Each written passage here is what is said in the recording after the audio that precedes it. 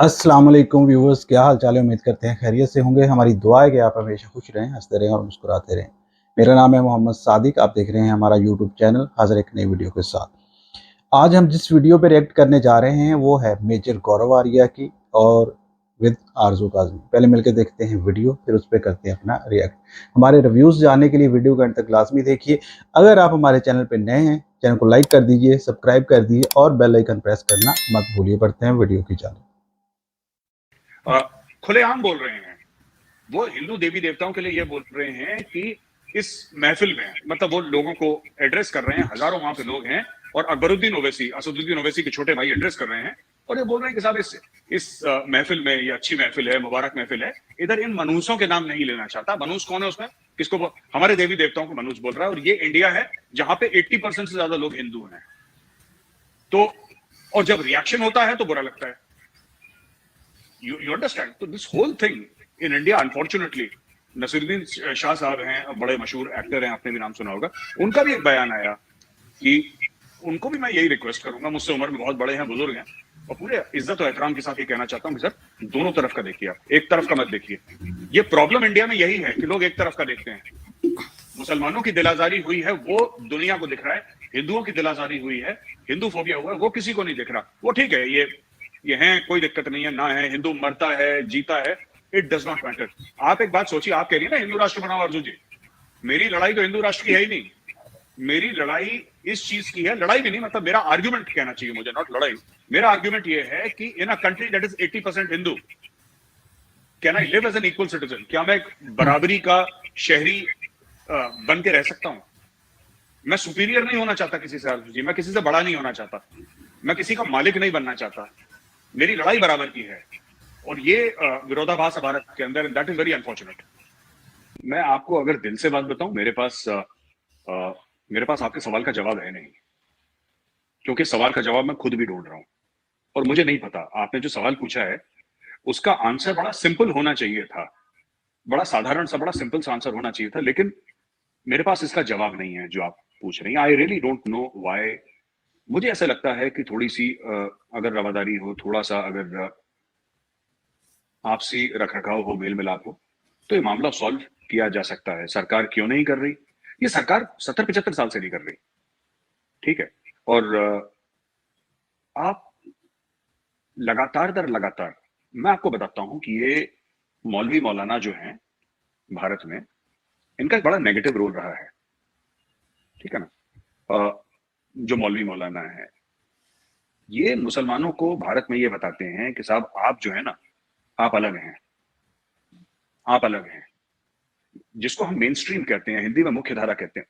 अगर मुसलमान उसमें मिल गया और मुसलमान ने हिंदू को अपना भाई बोल दिया, तो फिर ये मौलवियों को कौन पूछेगा? इनको टीवी की डिबेट्स में कौन बुलाएगा? ये बड़ी बड़ी काली काली एसयूवीज में चलते हैं, इनको कौन बुलाएगा उसमें? इनको पैसे कौन देगा? Nobody will give them the time. इनको तो समय कोई नहीं बताएगा, nobody will give them the time of the day. इनको पानी नहीं पूछेगा कोई।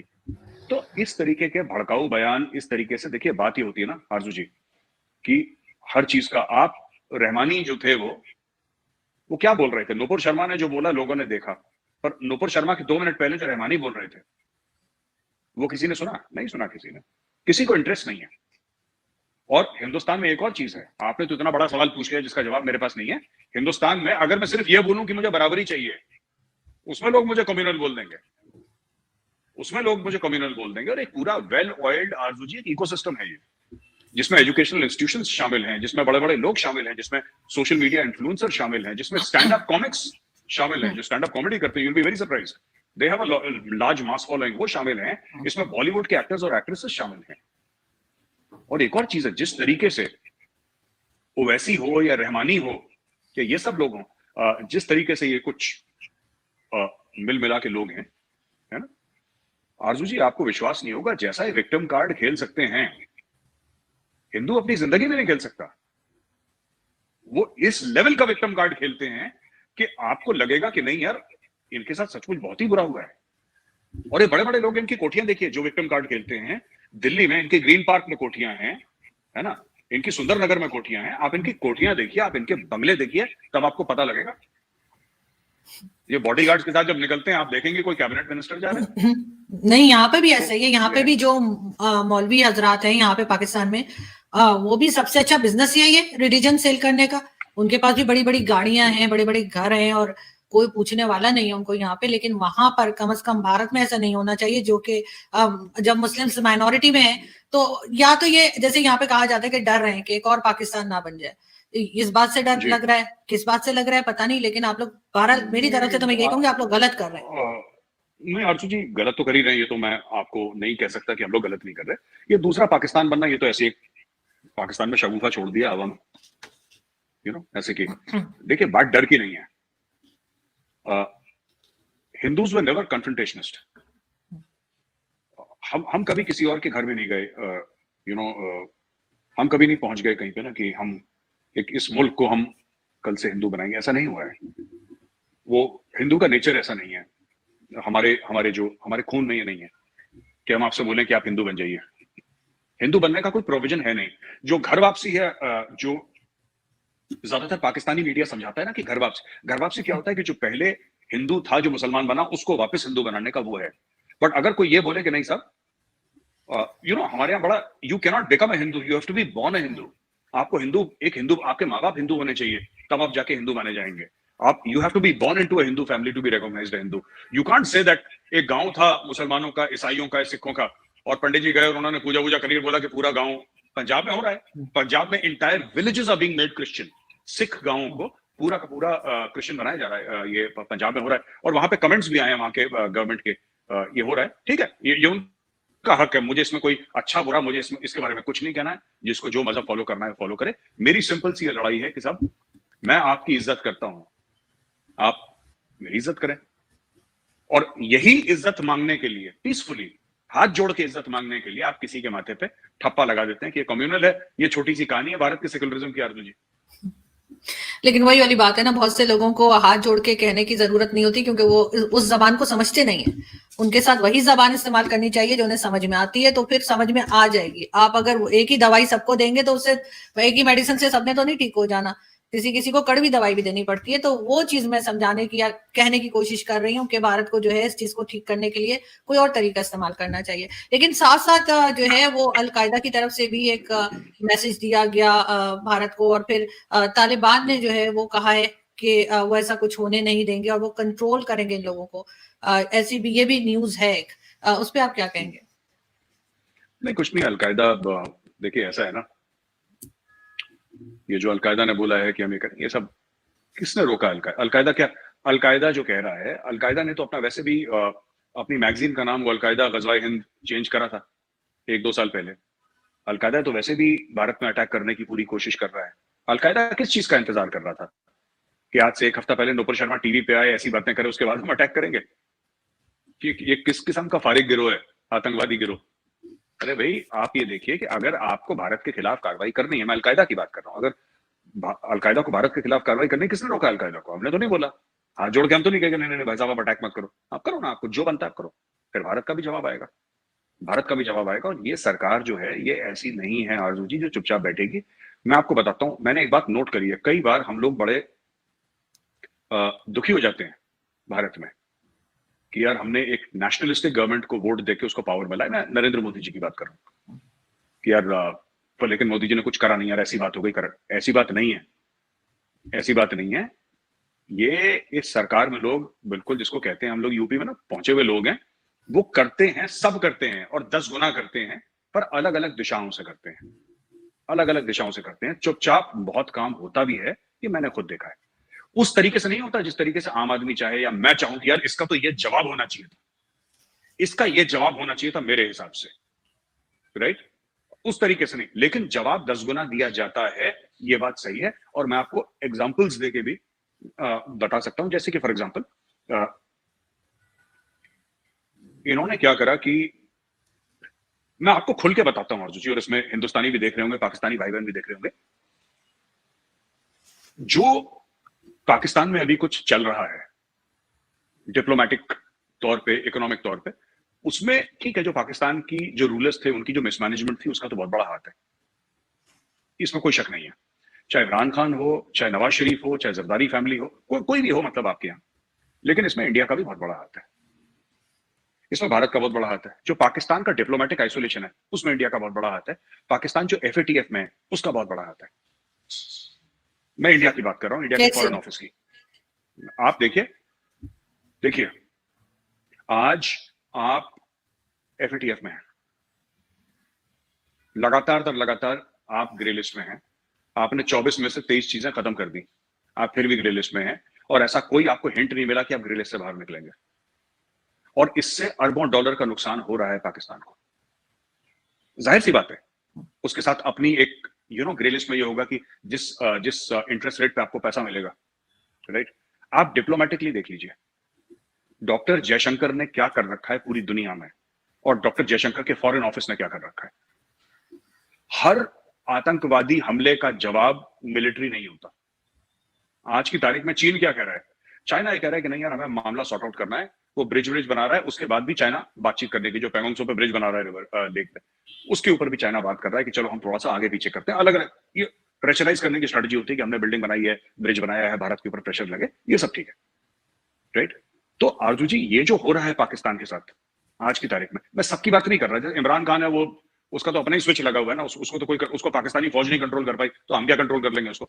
लेकिन fact of the matter is, जो पाकिस्तान में हो रहा है ये इत्तेफाक नहीं है, ये कोइंसिडेंस नहीं है। अगर किसी भी पाकिस्तानी को लगता है कि अपने आप आसमान से नहीं हो रहा, और मैं थोड़ा बहुत, मैं कभी पर्सनली मिला नहीं माननीय प्रधानमंत्री जी को, ना मैं माननीय अमित शाह जी को मिला हूं, जो हमारे मैं कभी इनसे दूर से नमस्ते करा है, बस एक पब्लिक फंक्शन में। मैं कभी पर्सनली जाके इनसे आज तक नहीं मिला। लेकिन मैं इतना इनको समझता हूं कि इनकी याददाश्त बहुत लंबी है, इनकी याददाश्त बहुत लंबी है। और इनकी याददाश्त, मैं ज्यादा नहीं बोलूंगा, बट सिर्फ ये बताऊंगा कि इनकी याददाश्त लंबी मतलब ये नहीं कि 8-10 साल। इनकी याददाश्त जो है वो 700-800 साल लंबी है। इनकी बहुत लंबी याददाश्त है ये। पर धीरे धीरे जो इनको करना है या करेंगे, जो कर रहे हैं, और लीगल है, सब इन योर फेस है। इसमें कोई छुपाने वाली चीज नहीं है कि कोई साजिश कर रहा है, कुछ नहीं, सामने, आपके सामने। 370-35 से पाकिस्तान ने बोला कि इंडिया ने साजिश कर ली, 370-35 से नहीं। बीजेपी ने अपने इलेक्शन प्रोमिसेस थी, उसमें लिखा था कि हम हटाएंगे, and that is available on the internet. फिर ये साजिश तो नहीं है ना। जिस दिन उनकी कैपेबिलिटी हुई, हटा दिया। इंटेंट तो इनका डे वन से था, इंटेंट इनका डे वन से था। जिस दिन कैपेबिलिटी हुई, उन्होंने कर दिया काम। तो ये चीजें हैं अर्जुन जी, जो समझनी पड़ेगी। तो ये हो रहा है। जहां तक बात है, आपने अफगानिस्तान की करी, अलकायदा की करी, तो अलकायदा से सिर्फ मैं ये कहना चाहता हूं कि आप भारत आके कुछ करना चाहते हैं, स्वागत है आपका। आइए, भारतीय सेना है यहाँ पे, बहुत बहुत स्वागत है आपका।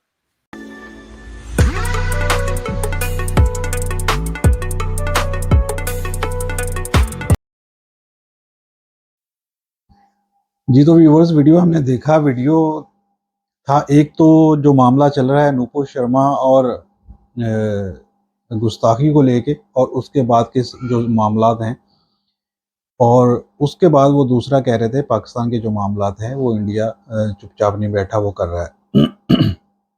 अच्छा, पहली बात तो ये है कि मामला जहाँ से स्टार्ट हुआ, जो रहमानी ने कहा, जो नूपुर ने कहा, दोनों ने बहुत ही गलत कहा और बहुत ही गलत वे में कहा।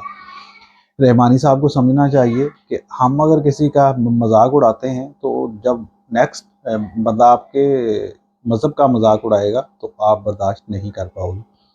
क्योंकि जो हिंदू लोग हैं वो अपने मज़हब को फर्स्ट प्रायोरिटी पे नहीं रखते, लेकिन हम मुस्लिम लोग रखते हैं। हम छोटी सी बात भी अपने दिल पे रखते हैं और उस पर मरने मारने के लिए भी तैयार हो जाते हैं। ये भी एक हकीकत है। ये भी वो जैसे मेजर साहब कहते हैं, fact of the matter is, यही fact of the matter is है कि पाकिस्तानी मुस्लिम जो हैं मज़हब को सबसे पहले रखते हैं और उस पर मरने मारने के लिए तैयार हो जाते हैं। और आपने देखा भी होगा, अभी बातें वो उस तरह से खुल के अगर इस ज़्यादा लहजे में की जाती है तो और ज़्यादा उसका शदीद रद्द-ए-अमल होता। अभी भी ये थमने वाला नहीं है। चाहे आप लाखों उन लोगों के मकान गिरा दें, उनको गिरफ्तार कर लें, उन पे बेईमाना तशद्दुद करें थानों में ले जाके, उन पे डंडे बरसाएं, उन पे जो मर्ज़ी कर लें, वो इस तरह से थमने वाला नहीं। लेकिन मैं इसके हक़ में नहीं हूँ कि वो पत्थरबाज़ी करें। वो पुरअमन एहतजाज करना चाहिए, लोगों को दिखाना चाहिए कि अगर कोई हमारे नबी की शान में गुस्ताखी करता है तो मुस्लिम के क्या जज़्बात है। लोगों को उसका ख्याल रखना चाहिए। किसी भी मज़हब की तौहीन नहीं होनी चाहिए, चाहे वो हिंदू है, सिख है, ईसाई है, किसी की किसी की दिल आज़ारी नहीं करनी चाहिए और इस मामले को रोकना चाहिए। इसमें जो हुकूमत की बीजेपी हुकूमत की खामोशी है वो ज़्यादा मानीखेज़ है। वो क्यों इस तरह से खामोश है और क्यों उस पे अमली इक़दामात नहीं कर रही। अब जिस तरह से कानपुर में लोगों हुए मामलात और लोगों के मकान गिराए जा रहे हैं, ये कहीं किसी कानून में नहीं है कि लोग एहतजाज करें और उन लोगों के मकान गिरा दें। ये आप खुद एक ऐसा नैरेटिव सेट कर रहे हैं जिसमें लोग वायलेंस की ही तरफ जाएंगे और ज़्यादा शिद्दत से जाएंगे, इससे कमी नहीं आएगी। ये आप लिख के लें मेरी बात कि आप लोगों के मकान कराएं, चाहे उन पर तशद्दुद करें, वो ज़्यादा वायलेंस करेंगे, इससे पुरअमन रास्ता इख्तियार नहीं करेंगे। और दूसरी रही बात पाकिस्तान के जितने भी मामलात हैं, मेजर साहब ने खुल के कहा है कि इंडिया करता है कशफ करता है, तो उन सारे सवालों का ये उन्होंने जवाब दे दिया है। जो इंडियंस कहते हैं पाकिस्तान दहशतगर्दी करवाता है, कश्मीर में दहशतगर्दी करवाता है, हर मामले में पाकिस्तान का हाथ होता है, लेकिन ऐसा नहीं। पाकिस्तान का हाथ हर मामले में कभी भी नहीं हुआ, लेकिन कुछ मामलात में होता है जिसमें पाकिस्तान का जवाब देना बनता है।